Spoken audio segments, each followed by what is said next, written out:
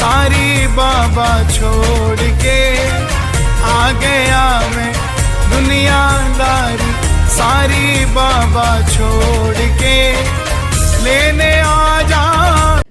ओम साई राम, नमस्कार। मैं हूँ साई पूजा चैनल के माध्यम से आप तरह तरह के एक्सपीरियंस सुन रहे हैं।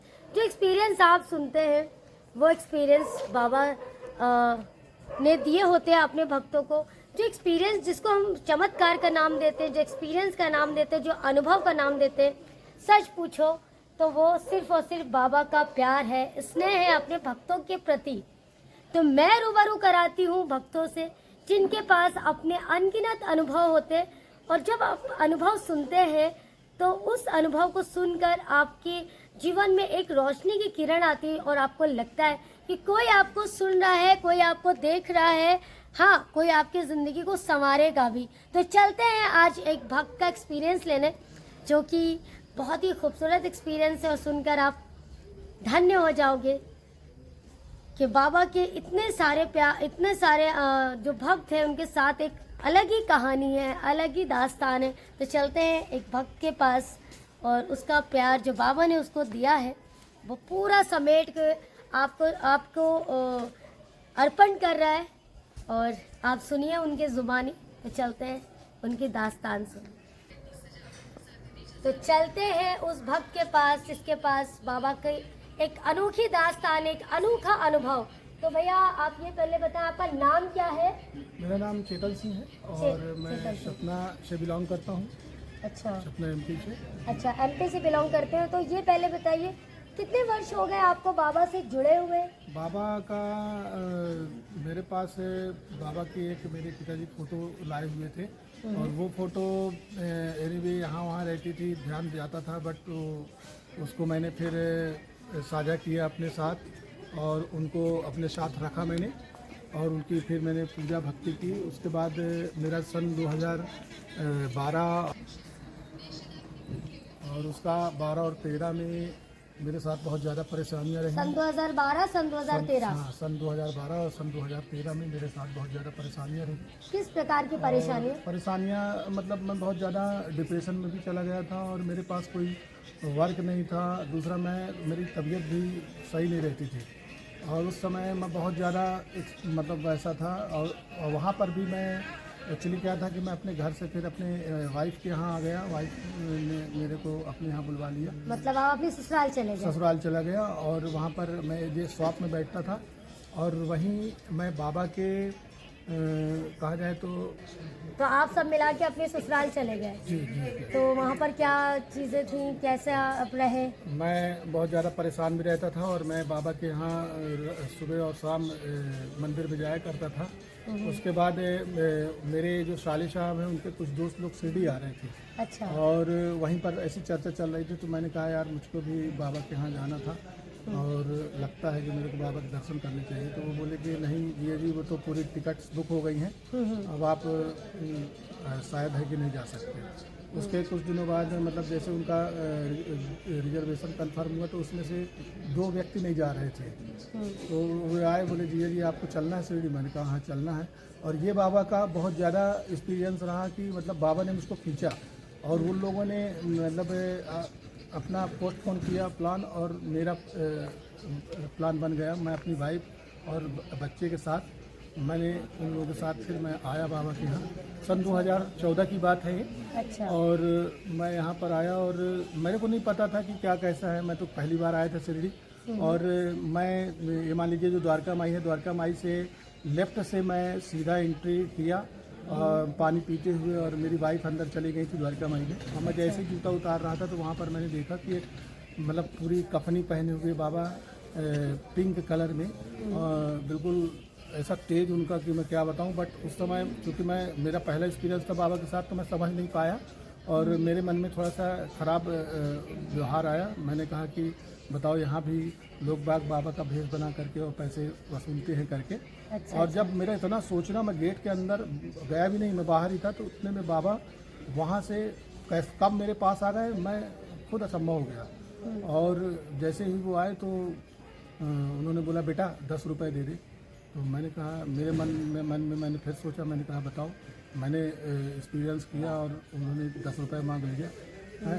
और फिर मेरे को अजीब लगा। मैंने कहा देखो 10 रुपये मांग लिया, खाना मांगा होता तो मैं करवाते अपन, ऐसा मन में मैंने सोचा। मन में एक चोर टाइप का था। जैसे बाबा मेरी बातों को अंतरात्मा से सुन रहे हों और वो तुरंत बोले कि बेटा मेरे को खाना खिला दे। और इतने उसके बाद फिर मैं क्या बताऊं कि मैं उन चीज़ों को समझ नहीं पाया। और उतने में ही फिर सब लोग आ गए, बोले चलो चलो चलो, और मैं उनको वो भी नहीं करा पाया, जिसका दुख मुझको आज भी होता है। और दर्शन नहीं करा पाया। दर्शन में मतलब वहाँ मैं उनको भोजन भी नहीं करा पाया। और मन में चोर था, मन में चोर था। और मैं आपको बताऊं कि इतना मतलब मुझको अंदर से गिल्टी हुई, बट उस समय नहीं हुई। लेकिन उसके 3 साल बाद फिर मैंने उस चीज़ को समझा, तो मैंने कहा अरे ये तो बाबा थे।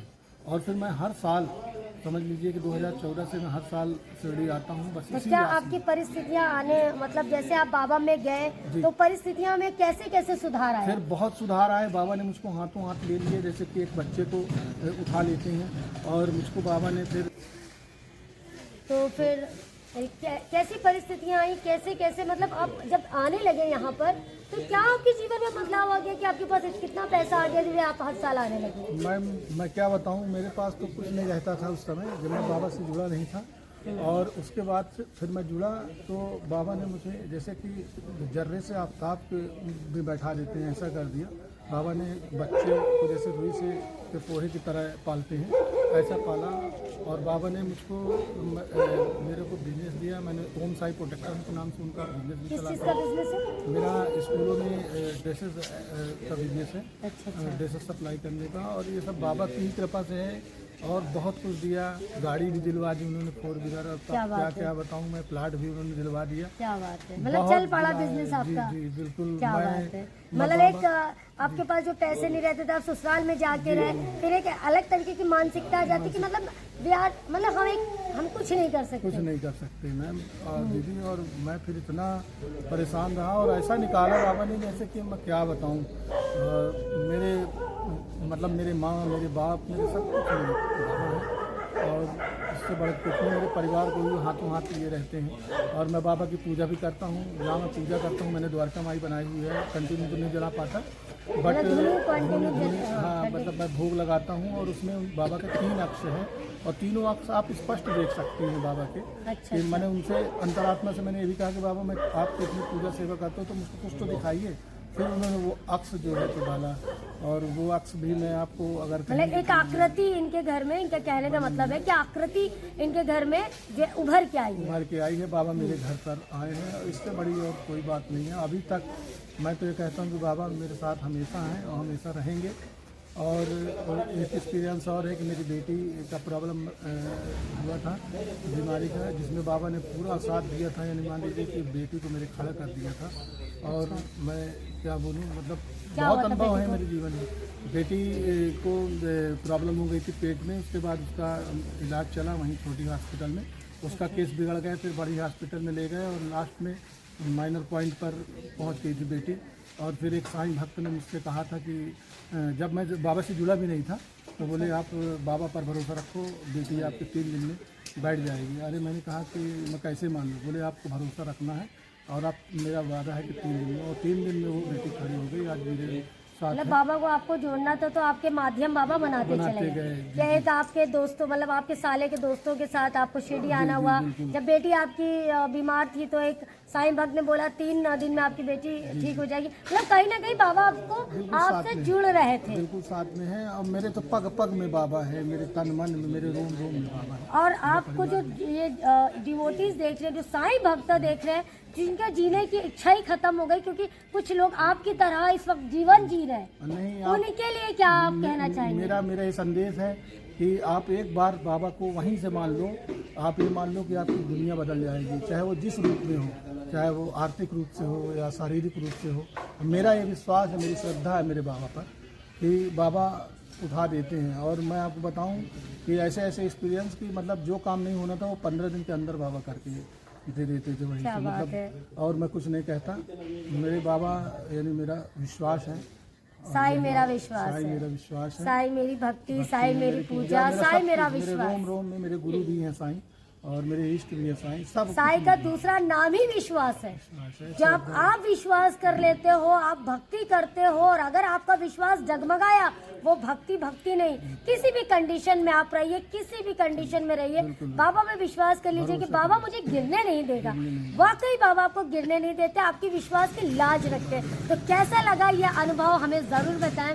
भैया का एक वो इंसान जो जीरो था, आज वो हीरो बन गया है। आज वो एक मतलब उसका खुद का बिजनेस है, हर साल आ रहा है, बाबा के दर्शन कर रहा है, और बाबा के लिए इतना विश्वास, सब कुछ दिया बाबा ने। जीरो से हीरो बना दिया। जी, मेरे बच्चों को भी वही पाल रहे हैं, मेरी वाइफ भी है, और मेरी बेटी, मेरा बेटा, सब हम लोग आते हैं।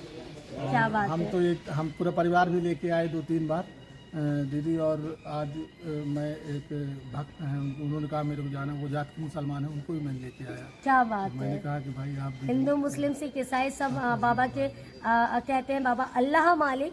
तो बाबा ने सबको समेटा है, सबके दुखों पे खड़े हुए। तो ये एक्सपीरियंस कैसा लगा कमेंट सेक्शन में हमें ज़रूर बताएं, और कमेंट सेक्शन में हमें ज़रूर बताएं। और मैं ये कहना चाहूँगी, जिनके भी वीडियोस पर 21,000 से ज़्यादा व्यूज़ होंगे, उनको मिलेगा शिरडी से साईं बाबा का स्वरूप 9 इंचेस साईं पूजा चैनल टीम की तरफ से। वीडियो को अगर सब्सक्राइब नहीं किया है तो कर ले, ताकि आपको ऐसे अनुभव मिलते रहें। जिन्होंने बेल आइकन को नहीं प्रेस किया है, बेल आइकन को दबा ले भाई, ताकि आपको बहुत अच्छे कंटेंट मिलते रहेंगे, अनुभव मिलते रहेंगे, और बाबा से आप जुड़ते जाएंगे। ओम साई राम, जय साई राम।